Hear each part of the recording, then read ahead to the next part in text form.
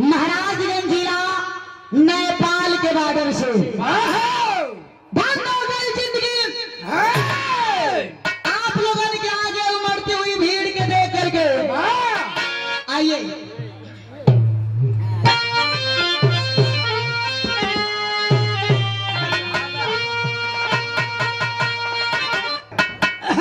बता दे रही है।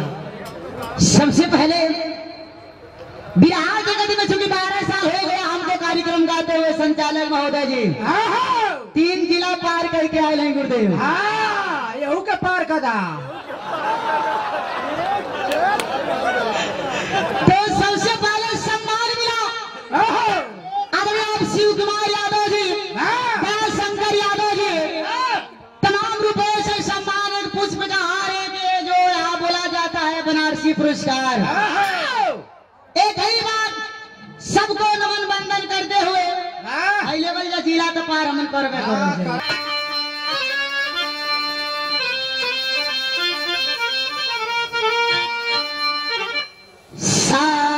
सारे जग का स्वामी है तू ही सबका सहारा है। नाम लूनी से दिन तुम्हारा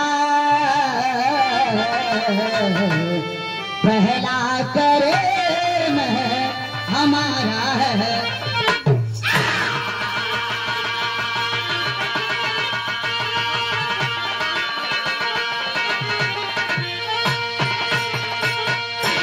मुझको तो मंदिर और मस्जिद ना गिरजाघर मिले जब जहाँ मैं सर झुकाऊं बस तेरा ही घर मिले।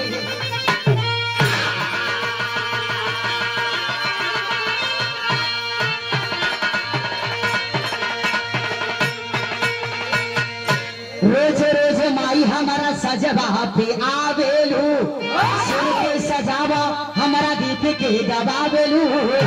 रोज रोज माई हमारा सजवा पे आवेलू तमाई की स्तुति हो गई लोग बतावेला जे जाना धर्म में पंच अपना अपना भाव लोग पूज लेला। कौन लइका भगवान भोलेनाथ के मंदिर में गए लइका भैया ढोलकिया है मतिया लइका कहले लगे प्रभु दुनिया में कुछ होना चाहिए हमरा के दिया तो मेहरारू सुनर दिया। लइका कहे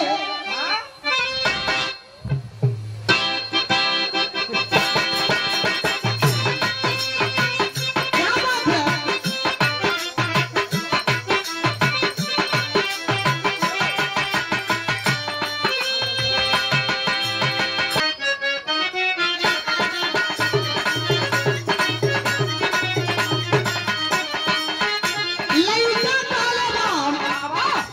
अरे सब के हुनर में हरारू चाहे सुना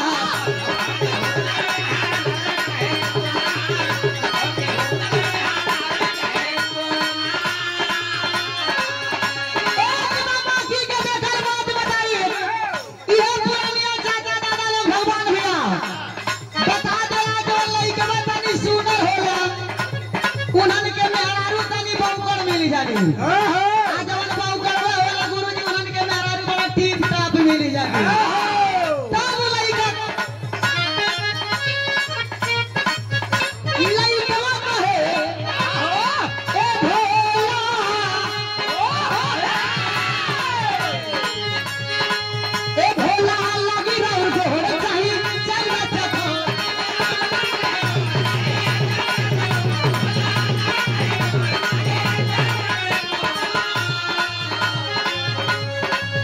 भोला लगी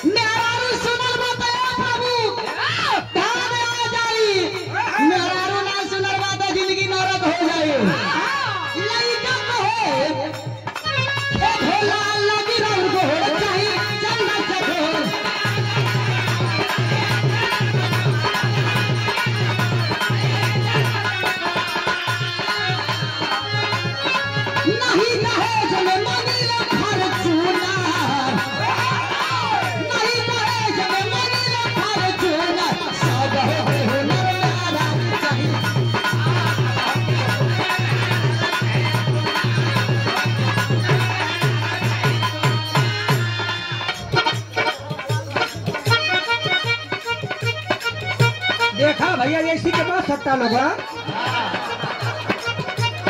नहीं तो भगीरथ वाली दशा हो जाएगी। अरे देखा जिनके गीत को आप लोगों ने सुना, आपके स्वर का कोई जवाब नहीं है।